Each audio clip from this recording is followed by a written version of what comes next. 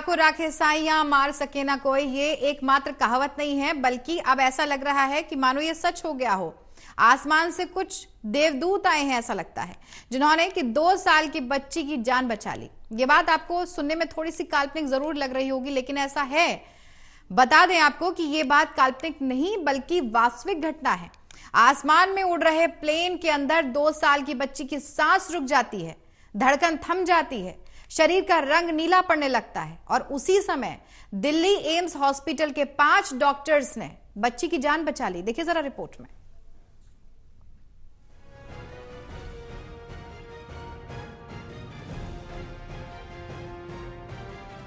जाको राखे साइयां मार सके न कोई। उड़ते आसमान में प्लेन के अंदर एक तरह से मृत बच्ची की जान एम्स अस्पताल के 5 डॉक्टरों ने बचाई।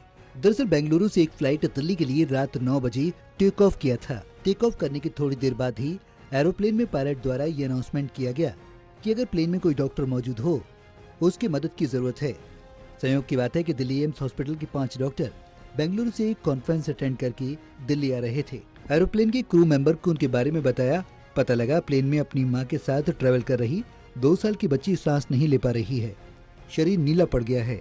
डॉक्टरों ने तुरंत बच्ची को चेक किया, जिसमें पाया गया कि इसकी धड़कन भी काम नहीं कर रही है और 2 साल की बच्ची की मां लगातार रो रही है।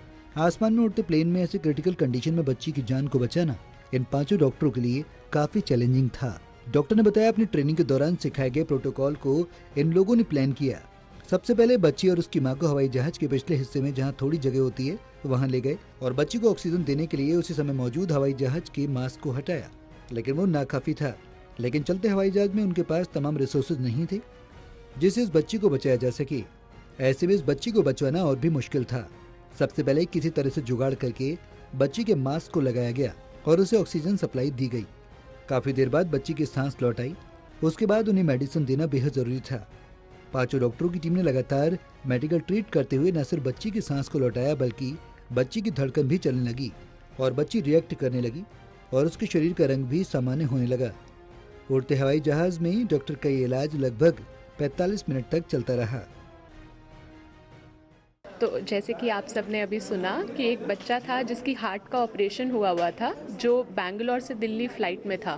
फ़्लाइट में ही उसको सांस लेने में दिक्कत आई। माँ बाप ने देखा कि बच्चा नीला पड़ रहा है, तो उन्होंने डिस्ट्रेस कॉल एयर होस्टेस को बताया। उन्होंने फिर अनाउंस करा कि कोई डॉक्टर है अगर तो वो कुछ मदद कर सके। तो एक किस्मत की बात है कि 5 रेजिडेंट डॉक्टर एम्स से कोई कॉन्फ्रेंस लगाकर बैंगलोर से दिल्ली उसी फ्लाइट में आ रहे थे।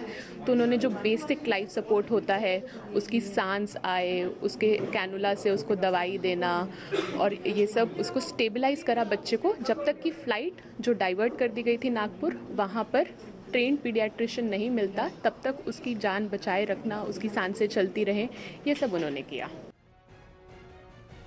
डॉक्टर ने एक तरफ देवदूत बनकर आसमान में 2 साल की इस बच्ची की जान बचाई, साथ ही साथ उन्होंने इस घटना के बाद एक संदेश दिया जिसके मुताबिक हवाई जहाज में सफर करने वाले क्रू मेंबर को कम से कम इतनी जानकारी होनी चाहिए कि ऐसी मेडिकल इमरजेंसी में किसी को CPR की जरूरत पड़े तो वो दे सकें, क्योंकि अक्सर सुनने में आता है कि हवाई जहाज या एयरपोर्ट पर मेडिकल इमरजेंसी की जरूरत पड़ती है।